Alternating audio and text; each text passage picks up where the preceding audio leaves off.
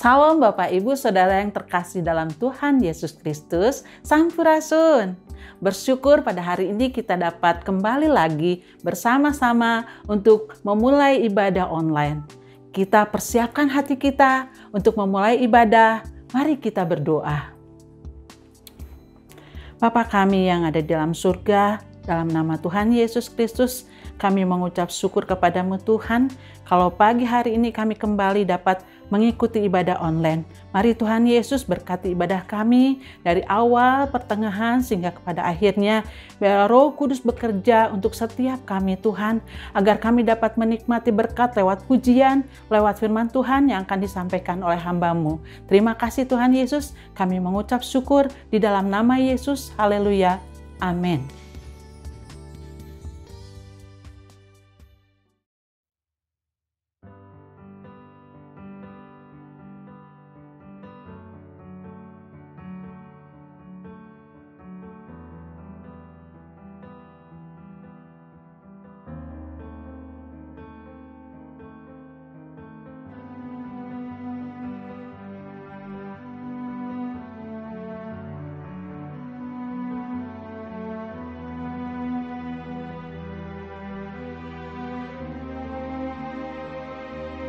Ya Tuhanku, aku hendak bernyanyi bagimu selama ku hidup. Ya Allahku, aku hendak bermazmur bagimu selagi ku ada. Inilah yang ku renungkan setiap waktu. Nyanyian pujian dan pengagungan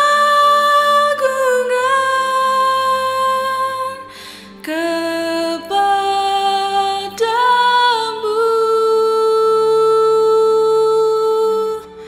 Biarlah manis kau dengar, Tuhan, manis kau dengar, Tuhan, dan hatiku bersuka karena-Mu.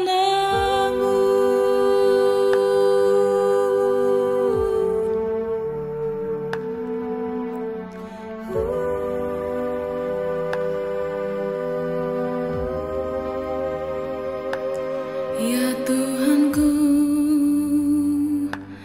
aku hendak bernyanyi bagimu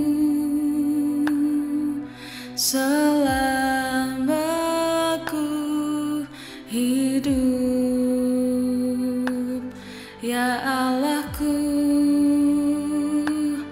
aku hendak bermazmur bagimu selagi ku ada.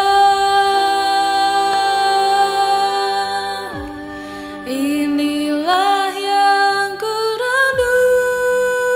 renungkan setiap waktu.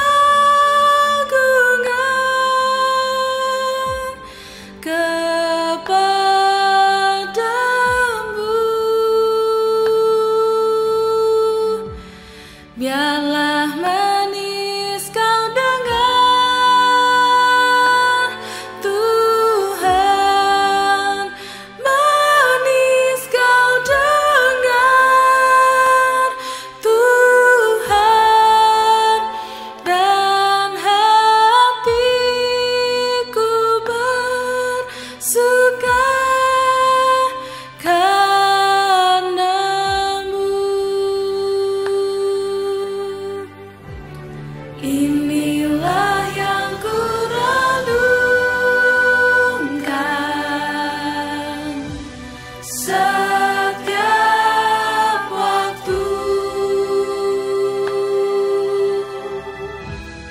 Nyanyian pujian dan pengagungan kepadamu.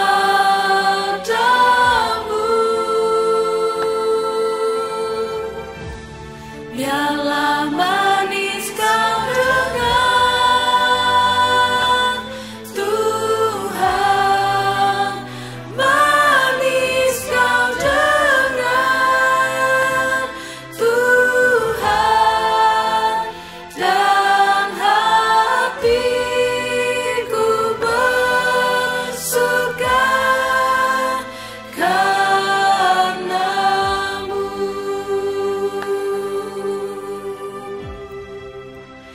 Dan hatiku bersuka, dan hatiku bersuka, dan hatiku bersuka.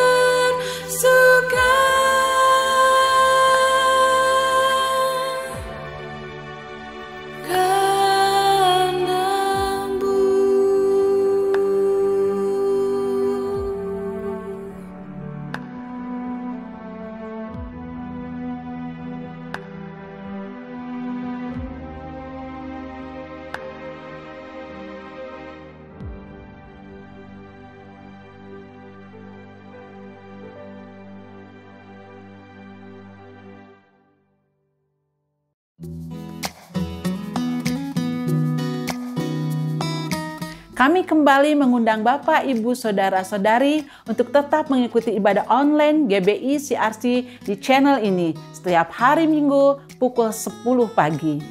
Bagi Bapak, Ibu, Saudara yang rindu untuk memberikan persembahan, persepuluhan, atau kontak gedung, dapat dimasukkan ke rekening berikut.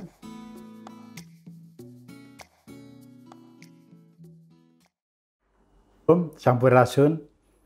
Puji Tuhan kalau saat ini kita boleh kembali bersama-sama beribadah lebih jauh untuk mendengarkan sebagian firman Tuhan. Kalau kita telah memuji nama Tuhan, tiba saatnya sebentar kita akan mendengarkan dan kita akan berdoa sebelumnya ucapan syukur kepada Tuhan. Bapa di surga, kami kembali ucapan syukur dan segala pujian bagi nama Yesus Kristus. Terima kasih Roh Kudus. Kalau saat ini kami sebentar untuk mendengarkan sebagian firman Tuhan, sertai hamba-Mu, taruhlah di belakang-Mu ya Yesus, yang Kau akan berbicara kepada kami, dan kami rindu semua yang mendengarkan firman Tuhan saat ini boleh mendapat berkat yang Tuhan berikan bagi kami semua. Terima kasih yang ucapan syukur, kami siap untuk menyambut firman Tuhan hanya di dalam nama Yesus. Haleluya. Amin. Nah, saudara dikasih Tuhan, sebelumnya saya akan berikan judul firman Tuhan tentang tabur tuai. Ya, memang saat ini zamannya pandemi, kita perlu apa yang harus kita tanam pada saat-saat ini. Dan kita akan membaca firman Tuhan dari Galatia 6 ayat 7-10 yang berbunyi demikian. Jangan sesat, Allah tidak membiarkan dirinya dipermainkan, karena apa yang ditabur orang itu juga yang akan dituainya. Sebab barang siapa menabur dalam dagingnya, ia akan menuai kebinasaan dari dagingnya. Tetapi barang siapa menabur dalam roh, ia akan menuai hidup yang kekal dari roh itu.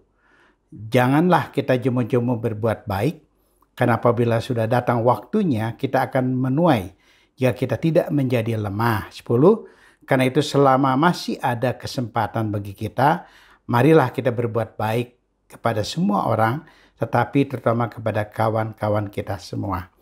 Nah, sudah dikasih Tuhan, kalau firman Tuhan saat ini memang memberikan peringatan bagi kita, terlebih dari ayat ke-7 tadi, yang berbunyi, ini ada poin yang pertama yang kita akan bersama-sama bahas, ayat ke-7.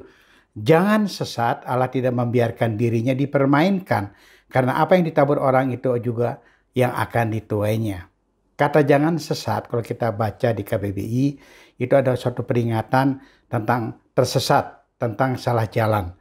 Jadi kalau di sini dikatakan peringatan yang keras, bahkan warning, ya, bahkan Allah tidak mau dipermainkan, jangan sampai salah jalan. Nah, kalau kita lihat tabur tuai, nah kita lihat kehidupan manusia ibarat benih yang ditanam. benih itu kecil sekali. Tapi ketika ditanam, dia akan menjadi pohon dan berbuah banyak. Nah, karena itu hati-hatilah dalam hal ini. Nah, apalagi kalau kita pengen menanam, mungkin kita akan tanam tomat. Jangan berharap akan keluar jadi anggur. Ya, tentu kita pengen buah yang terbaik. Mungkin buah yang mahal, yang lebih baik kayaknya seperti anggur, apel. Nah, sangat berbeda kalau kita tanam dengan namanya tomat atau namanya mungkin kita tanam cengkeh atau apapun. Ya, hasilnya tidak mungkin yang sebaik mahal seperti anggur.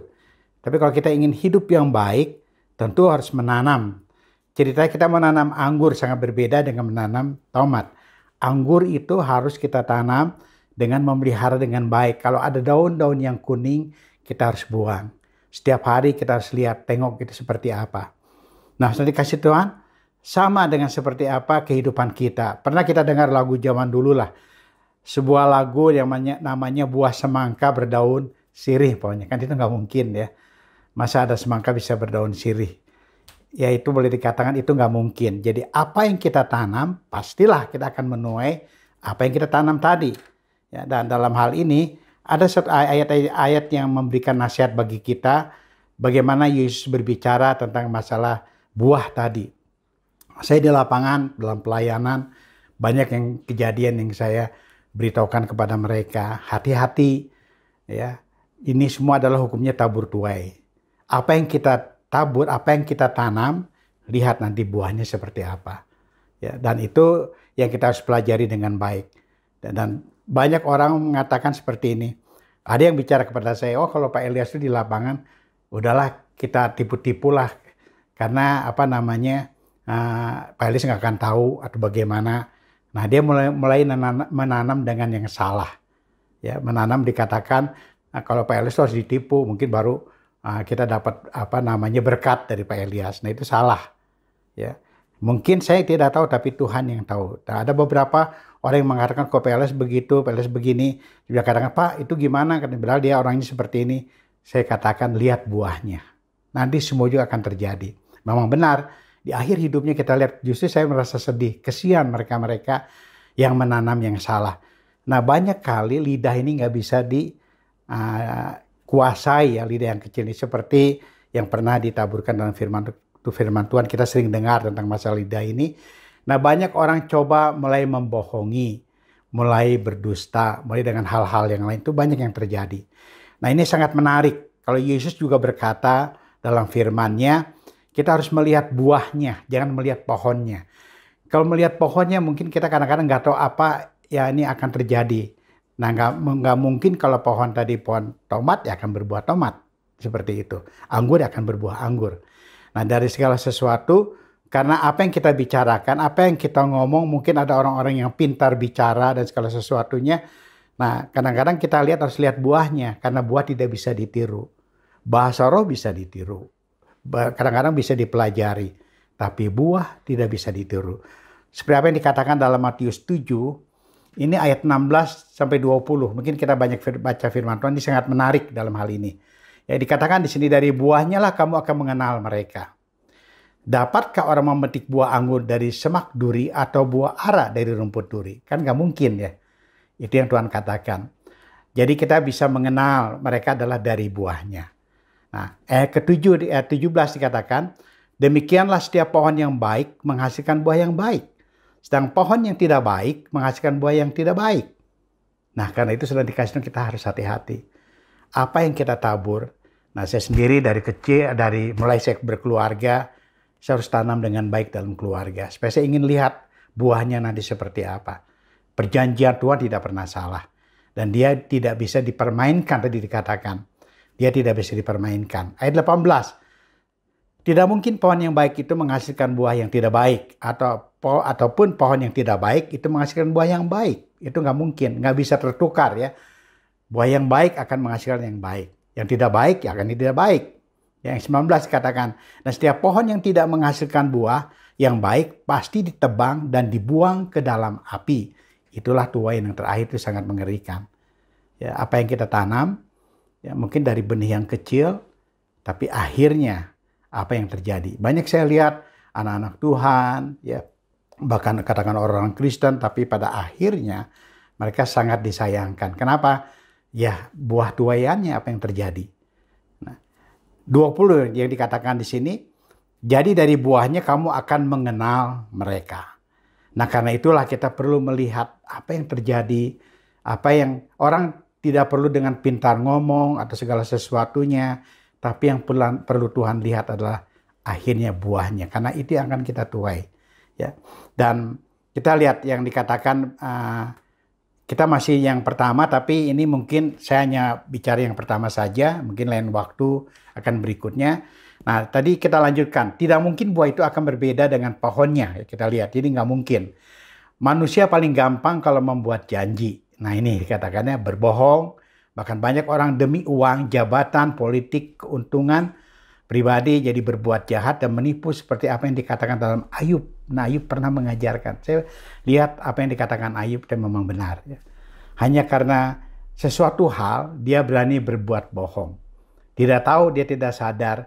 Mungkin kata orang, bohong kecil kok dosa kecil. Nggak ada dosa kecil, dosa besar di hadapan Tuhan.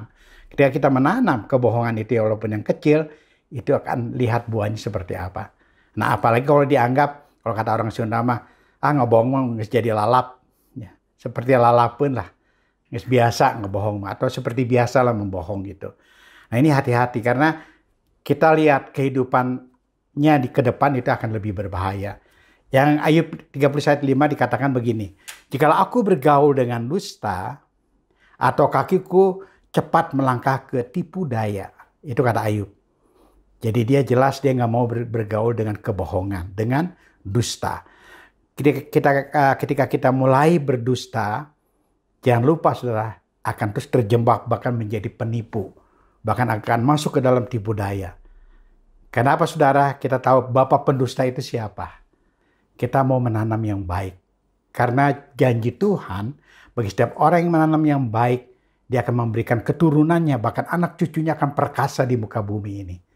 Itu janji Tuhan. Jadi kita nggak bisa main-main. Bahkan tadi dikatakan jangan sesat. Ya. Karena perbuatan itu adalah menyesat. Ya. Sesat, salah jalan. Jangan dianggap remeh ya tentang kebohongan itu. Karena demi uang, demi apa yang dikatakan. Orang kita lihat. Beberapa orang yang korupsi besar-besaran akhirnya tertangkap. Tapi di akhir hidupnya dia harus menuai. Harus menikmati penjara. Bahkan menikmati hukuman. Dan apalagi nanti dalam kehidupan kekal tidak akan diterima dalam kerajaan surga. Karena apa hal tadi dikatakan pendusta, pembohong. Kita baca dikatakan dalam Yohanes 8 ayat 44 mengatakan begini.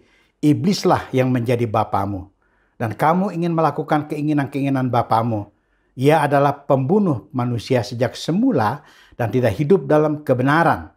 Sebab di dalam dia tidak ada kebenaran. Apabila ia berkata dusta, ia berkata atas kehendaknya sendiri.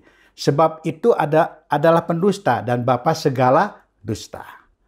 Nah inilah, jadi kalau ada orang membohong, pendusta, jangan lupa itu menyatakan bahwa bapa kita adalah iblis. Dia adalah bapa segala dusta. Nah kita mau belajar dalam hal ini. Dan hati-hati, apa yang kita bicarakan itu kadang-kadang itu mengutuk diri sendiri. Ya contoh seperti begini dalam kehidupan kita. Saya ini nggak beruntung. Ya, saya dalam keadaan kehidupan sulit. Nah, jangan lupa itu kita akan tuai. Akan mengalami keadaan sulit. Dan karena keuntungan juga tidak ada. Apa yang kita katakan negatif, itu akan terjadi negatif. Tidak mungkin akan mendapat berbuah positif, tapi negatif. Ini harus hati-hati. Karena itulah, biar kita belajar. Ini lidah ini harus hati-hati. Ya, karena itu Tuhan katakan, kita harus belajar memberkati. Karena itulah kamu dipanggil untuk diberkati. Ini kita sering dengar firman Tuhan seperti itu. Kalau kita mau diberkati, harus memberkati. Jangan kata-kata yang negatif, kata-kata yang salah, bahkan kata-kata demi keuntungan sendiri, mencoba membohongi, dan mencoba dengan cara-cara yang salah. Bahkan kebiasaan membohongi, jangan lupa bahwa kita akan menuai hal yang lebih besar. Itu harus hati-hati dalam hal seperti itu. Nah, kita lihat dalam hal ini, apalagi zaman pandemi ini, mungkin orang dalam kesulitan. Tapi jangan lupa bahwa di dalam Tuhan, kalau kita benar-benar jaga itu semua, jaminan Tuhan itu tidak pernah salah. Ya. Bahkan dikatakan dalam firman-Nya, terkutuklah bagi orang-orang yang percaya atau orang-orang yang berharap kepada manusia. Tapi diberkatilah orang-orang yang menaruh harapannya kepada Tuhan. Nah, karena itulah kita mau belajar dalam hal ini.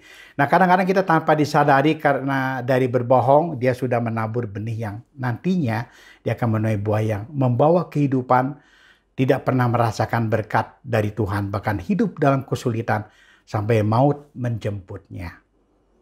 Nah, jadi jangan dianggap kecil ya, atau dianggap, wah udah biasalah berbohong, sudah biasalah, nggak apa-apalah di hadapan Tuhan. Ini berbohong ada orang katakan demi kebenaran, ya nggak bisa ya. Kalau sudah berbohong ya berbohong.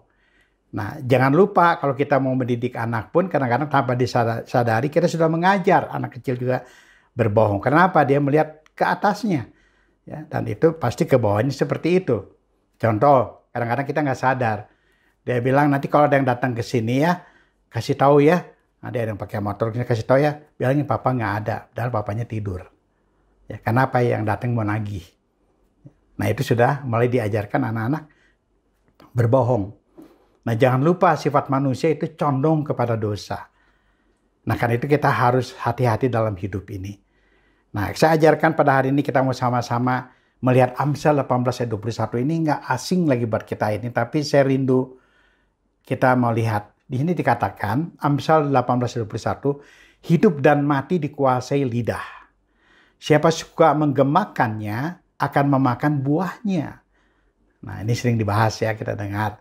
Selalu kita dengar firman Tuhan ini. Jadi memang kita hidup dikuasai lidah, karena itu jangan suka menggemakan, membunyikannya ya. Membunyikannya tadi dengan kebohongan, dengan tipu menipu, dengan segala hal. Ya, nanti kita akan memakan buahnya. Itu yang sangat berbahaya. Nah, karena itu mari sudah dikasih Tuhan dalam kalaupun keadaan saat ini sulit ya menghadapi hidup ini karena pandemi, akhirnya kita cari jalan dengan cara usaha atau cara bagaimanapun, dengan cara yang tidak halal ya, yang dijarahkan semua dianggap halal ya, dan yang tidak halal pun dianggap halal semua. Bahkan kita pikir udahlah membohongin sedikit karena ini adalah keuntungan buat kita. Nah, terbalik saudara ya, kita harus berharap sama Tuhan karena ada kata-kata dalam firman Tuhan. Ini dalam ayat yang terakhir ya, yang berbunyi seperti ini. Di dalam 1 Petrus 3 ayat 10. Siapa yang mau mencintai hidup dan melihat hari-hari baik, ia harus menjaga lidahnya terhadap yang jahat dan bibirnya terhadap ucapan-ucapan yang menipu. Nah, jangan salahkan Tuhan saudara ya, jangan salahkan yang lain. Kalau kita sudah mulai tadi ya, kenapa hidup kita ini tidak baik? Rasanya kayak sudah menghadapi hal-hal yang sulit, apalagi dalam keadaan sekarang seperti ini. Nah, tapi sebenarnya Tuhan bisa mengembalikan atau membalikan telapak tangan. Mungkin dalam pandemi orang kesulitan, tapi sebaliknya dalam pandemi Tuhan bisa memberkati kita. Dan tadi dikatakan siapa yang mau mencintai hidup ya, dan melihat hari-hari baik. Nah, biasanya orang melihat hidup atau hari-hari baik itu biasanya orang-orang terakhir dalam kehidupan yang dikatakan sudah mulai tua, ya, sudah berkeluarga, dan dia rindu untuk melihat hari-hari baik, bahkan ingin melihat anak cucunya seperti apa. Nah, tadi dikatakan jaga lidahnya. Ya. Dari mulai kita sebagai orang tua, mungkin kita sebagai apa yang Tuhan sudah percayakan kepada kita, nah kita harus hati-hati dalam hal seperti ini. Nah, sudah dikasih Tuhan sekali lagi. Siapa yang mau mencari hidup dan mau melihat hari-hari baik, ia harus menjaga lidahnya terhadap yang jahat dan bibirnya terhadap ucapan-ucapan yang menipu. Ya. Dan saya teringat satu ayat ya, ini sebagai mungkin yang terakhir sekali ya, Lukas 16 ayat 10, yang dikatakan seperti ini. Ya. Barang siapa setia dalam perkara-perkara yang kecil, ia setia juga dalam perkara-perkara yang besar. Dan barang siapa tidak benar dalam perkara-perkara kecil, ya tidak benar juga dalam perkara-perkara yang besar. Saya mengalami dalam hidup saya. Saya melayani, saya mulai belajar. Oh benar, apa yang saya harus lakukan, ya, apa yang saya harus kerjakan. Saya mulai dengan hati-hati. Dan karena mulut ini, lidah ini saya harus katakan dengan benar. Karena kalau sampai lidah saya ini salah, ya, bagaimana Tuhan akan percayakan saya dengan masalah perkara yang besar. Jadi kita perlu dengan perkara-perkara yang kecil ini. Nah, ayat yang ke-11 ya. Dikatakan, jadi jikalau kamu tidak setia dalam hal-hal mamon yang tidak jujur nih ya, siapakah yang akan mempercayakan kepadamu harta yang sesungguhnya? Nah, ini yang paling penting juga. Banyak orang melihat karena uang sehingga dia tidak berbuat jujur. Padahal mamon ini sudah dikatakan dalam firman Tuhan, hati-hati. Mamon adalah atau uang adalah akar segala kejahatan. Sehingga kita mau berbuat apapun, kebohongan-kebohongan yang kita mau lakukan supaya demi uang. Dan orang mencari, saya lebih tenang kalau ada uang. Itu salah besar ya. Bukan itu. Tapi Yesuslah yang akan memberikan damai sejahtera bagi kita yang sesungguhnya. Bahkan dikatakan, siapakah yang akan percayakan kepadamu harta yang sesungguhnya? Harta yang sesungguhnya ini adalah harta yang Tuhan jamin untuk diberikan bagi kita, adalah berkat-berkat Tuhan. Bahkan sampai dalam kerajaan surga. Bagaimana kita bisa dipercayakan, apalagi dalam harta yang sesungguhnya tadi. Dengan harta yang di dunia pun kita sudah berbuat salah. Hukum karma ini dikatakan di dunia saja, orang tidak senang dengan masalah orang yang suka bohong atau tidak jujur. Ya. Kalau orang itu tidak jujur atau tidak suka membohong, nanti ada hukum karma. Itu apa? Maksudnya adalah buahnya. Dia akan memetiknya seperti itu. Nah, karena itu sedang dikasih Tuhan, mari. Dalam zaman pandemi ini, kita mau bersandar dan mau bersama-sama untuk menjalankan tentang mulai kita tanam dengan hal-hal yang benar. Kalau kita mau, yang tadi dikatakan firman Tuhan juga mengatakan bahwa anak cucu kita akan perkasa di muka bumi ini. Tapi kalau kita sudah menanam yang salah, yang tidak benar di hadapan Tuhan, jangan harap kita akan melihat anak cucu kita hebat. Ya. Bahkan kita akan melihat kesedihan-kesedihan, bahkan mengalami segala masalah persoalan. Karena kita sudah terikat, tadi dikatakan, dengan bapa pendusta. Nah, mari dikasih Tuhan, biarlah firman Tuhan. Nah, boleh sampai di sini, mungkin lain waktu kita akan lebih jauh untuk belajar lagi supaya kita lepas dari, bagaimana kita lepas dari hukuman itu, dan bagaimana kita harus menanam dengan baik. Nah, puji Tuhan, kalau sini kita boleh bersama-sama mendengarkan firman Tuhan. Dan mari saya ajak saudara untuk kita akan berdoa supaya Tuhan menyertai, khususnya kita rindu supaya Bapa ada bersama dengan kita. Ya, supaya kita berkenan di hadapannya. Supaya dia menolong kita karena kita berjalan bersama Bapa di surga.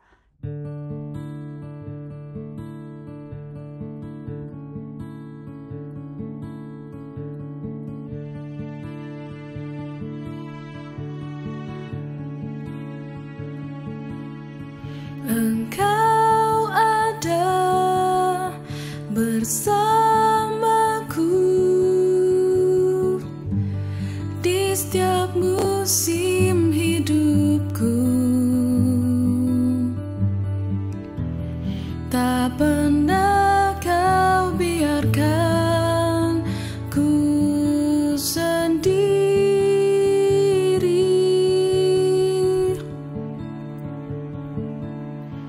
Kekuatan di jiwaku adalah bersamamu. Tak pernah ku ragukan kasih-Mu.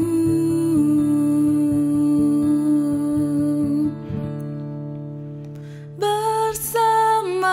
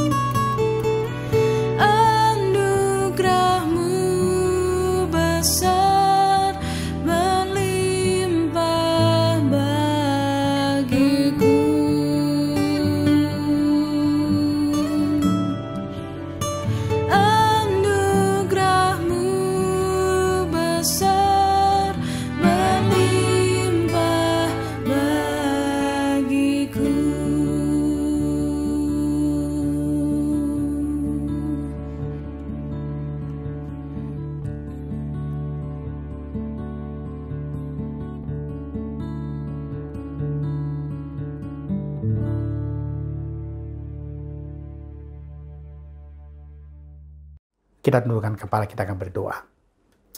Bapa di surga, kami kembali ucapan syukur. Segala pujian, hormat hanyalah bagi nama Yesus Kristus.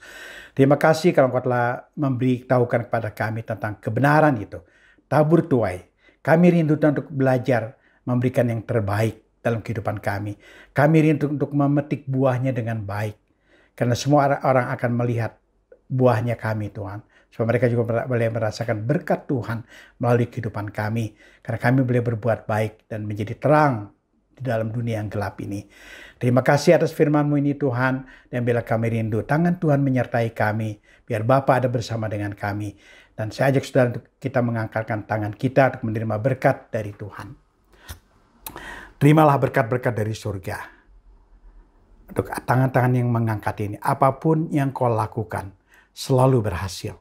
Bahkan naik dan naik lagi. Engkau bukan ekor tapi kepala.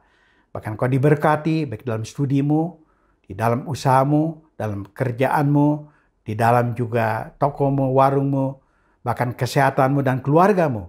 Selalu Tuhan memberkatinya. Dan lebih jauh, kasih sayang Allah Bapa, Putra dan Roh Kudus, damai dan sejahtera dalam nama Yesus menyertai kami semua. Kami ucapkan syukur dan sampai kedatangan Tuhan yang kedua kali, Maranatha, sampai Yesus menjemput kami masuk dalam kerajaan surga. Terima kasih Tuhan dalam nama Yesus.